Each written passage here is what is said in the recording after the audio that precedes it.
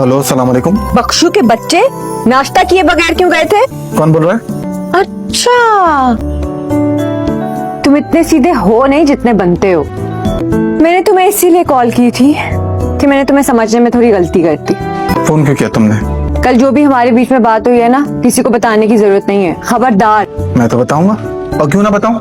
मैं तो सच्चा इंसान हूँ, सच बोलूंगा। मैं तो घर तुम्हारी वजह से छोड़ के जा रहा हूँ, तुमने खफा किया मुझे। तुम मत जाना ना। देखो अम्मी अबू को तुम अच्छे लगते हो। मैंने अपना फैसला बदल दिया। क्यों क्यों फैसला क्यों बदला?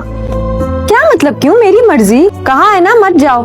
बस शबरा बस, अब ये फजल बख्श रुकने वाला नहीं है। अच्छा, फिर कैसे रुकने वाला है फजल बख्श? हाथ जोड़ने पड़ेंगे क्या?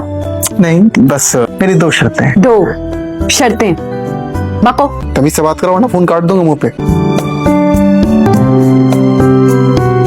फरमाइए। मिल के बताऊंगा।